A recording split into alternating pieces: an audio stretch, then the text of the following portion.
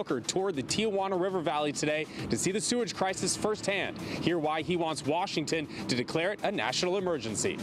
A wild police chase with gunfire in La Mesa. The suspect at the center of it all faced a judge today. We'll show you what happened in court. It's been 5 years since the La Mesa riots, and it all started with an arrest on this bench near a trolley station. Insurance money to pay for fire damages at a notorious hoarder house have gone missing. A small family business with a big idea. The next time your hands are full, try the first step. CBS 8 News live at 6 starts right now. New Jersey Senator Cory Booker gets a first-hand look at the ongoing sewage crisis in the Tijuana River Valley as he looks to bring more national attention to the issue.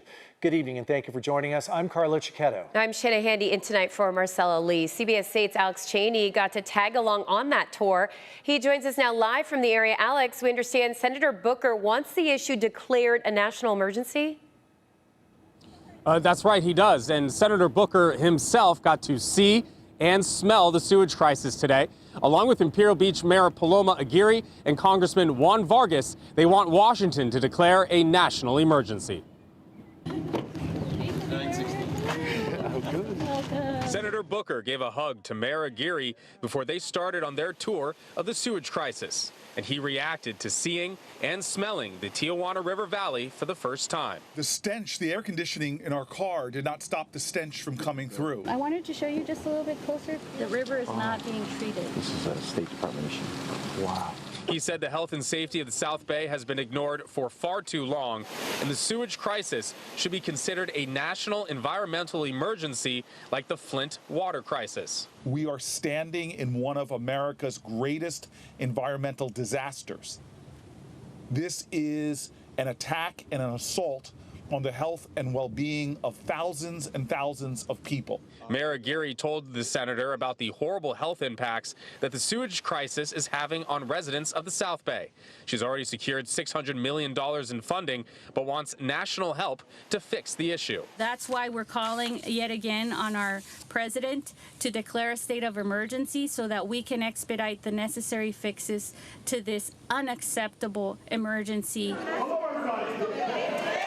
After the tour, Senator Booker met with South Bay residents to hear how the sewage crisis impacts their lives. Nice to meet you both. I'm looking forward to the conversation. I sat down with both Senator Booker and Mayor Aguirre, who told me why they think the sewage crisis should be considered a national emergency. When you have a crisis that's going on this long, that is this severe, is having these kind of health impacts, we should be calling this a national emergency, and that then comes with a much greater investment of resources to remediate it. Gentlemen, thank you. Senator Booker said the next step is to go back to Washington and push on the State Department to create a larger priority on the sewage crisis. Now, Mayor Aguirre used to actually be an environmental fellow in Senator Booker's senatorial office, so they already knew each other, and she told me today that she really appreciates Senator Booker coming out, bringing national interest to this issue. Back to you. All right, thanks, Alex. Today marks 1 week since a small jet crashed into a military housing community near Tierra Santa. Right now, there are about 40 families still displaced from their homes. The Navy Marine Corps Relief Society says dozens of military housing units are still uninhabitable because of the fire, smoke, and jet fuel contamination. 211 San Diego is working with Airbnb to provide temporary housing for those displaced families. The county medical examiner is confirming a human foot found at Torrey Pine State Beach belongs to a 10-year-old girl who went missing after a smuggling boat capsized earlier this month. 3 others died in the May 5th tragedy, including the girl's 14-year-old brother.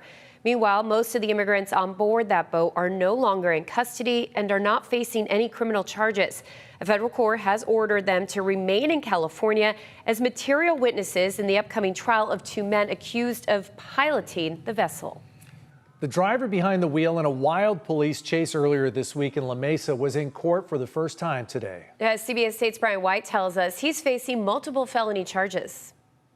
Yeah, 29-year-old Jal Johnson faced a judge just a short time ago. Prosecutors laid out a disturbing sequence of events that unfolded on Memorial Day, and they argued for significant bail, citing public safety concerns. Waive reading and the pleas of not guilty, deny the allegations. Jal Johnson pleading not guilty. The judge ordering us not to show his face. He's charged with multiple felonies, including domestic violence, child endangerment, and evading police. It all started when Johnson, who's accused of strangling a woman, took off in a car with his 2 children inside, a 5- and a 7-year-old. Officers held off when they realized children were in the car, but once the kids were safely out, the pursuit picked back up, crossing city lines, dodging tire spikes, and then backing into a squad car, injuring an officer, who then fired his gun at Johnson's vehicle. He was not struck by any of the bullets, and the chase continued from La Mesa into San Diego and back again for about 30 miles before his father stepped into traffic to stop the car. Johnson took off running on foot, but was eventually caught after officers used a taser to subdue him.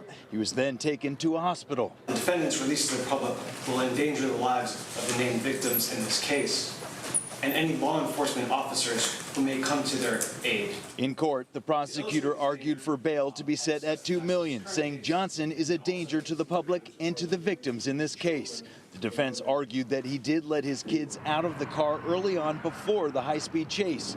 The judge set bail at $1.5 million. You must not contact that protected person directly or indirectly. The judge issued protective orders for all 3 victims in this case, the 29-year-old woman and his 2 children. Johnson remains in custody, and his next court appearance will be on June 5th for a readiness hearing. Reporting in El Cajon, Brian White, CBS 8. 2 fires, 1 missing insurance payout, and a South Bay homeowner who keeps showing up where she's been banned. Today, a judge ordered Lisa Golden to stay 100 yards away from her rundown Ocean View Hills home and her neighbors. But as CBS 8's Abby Black reports, that wasn't the biggest news of the day in court. Say they just want this nightmare to end. There's been 2 suspicious fires that have hit this hoarder house in Ocean View Hills, coincidentally on cleanup days. And now $200,000 in the first fire's insurance payout has vanished. There are metal panels over old doors and windows on the lower level. Upper windows are also boarded up, and there is 24-hour security on the front and the back of the residence. Despite court orders to stay away, neighbors say that Lisa Golden continues sneaking into her own home. She was reportedly spotted there the morning of Tuesday's second suspicious fire. 2 mysterious blazes have hit this rat-infested property since a court-appointed receiver took control last year. After Tuesday's fire, the receiver asked the judge to slash the sale price by $92,000. Golden's attorney argued that insurance should cover those repairs, but Deputy City Attorney David Miller revealed a shocking detail. He told the judge that $200,000 from the previous fire's insurance payout has simply disappeared. The pending buyer wanted to lower the price after Tuesday's fire damaged the house. The judge approved cutting the price to $500,000, half of what other homes in the upscale community typically sell for. Neighbors have complained for years about Golden harassing them, cursing at children, and threatening our news crews.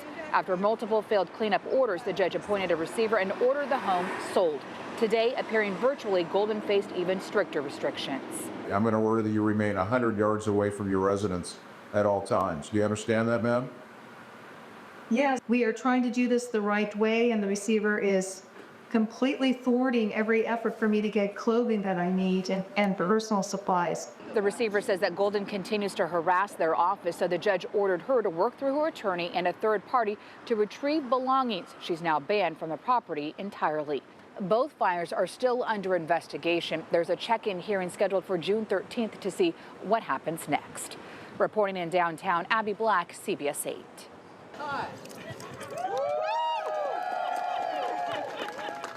San Diego County leaders are celebrating the grand opening of a new public health lab. The 2-story building cost $93 million, and it contains labs that will test for infectious diseases, food and water safety, and dangerous pathogens. With increasing threats to public health, both environmental and biological, the need for robust infrastructure that supports timely, accurate laboratory testing is more critical than ever. The lab is expected to conduct about 50,000 tests every year.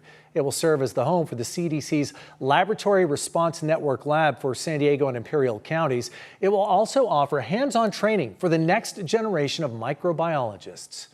The South Bay is getting its first four-year bachelor's degree program. And it's all thanks to a groundbreaking partnership between Southwestern College and Cal State San Marcos.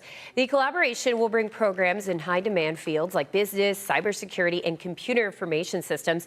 Officials say this partnership addresses a critical gap in higher education access for the region, where Southwestern College has been the only public option. Closing that gap is something Assemblymember David Alvarez has long been fighting for. Know that when students can study near their home, they are more likely to complete their degrees, less likely to take on debt, and more likely to stay and contribute to their local communities. And this happens even more when they are community college students. The new bachelor degree programs will be available starting in fall of next year. The hunt for a fugitive who's been on the run for decades, and a twist in the case of a man accused of stalking actress Jennifer Aniston. We'll have those stories still ahead. Plus, as we mark 5 years since the La Mesa riots, we're hearing from a woman who says she was left blinded by police. And our first look at a rare encounter off the coast of Southern California. And we did see some sunshine by the afternoon hours, just a couple hours of it as we gear up for our sunset, which will be at 7:50 tonight. We'll take a look at your forecast into the weekend. Big changes are coming.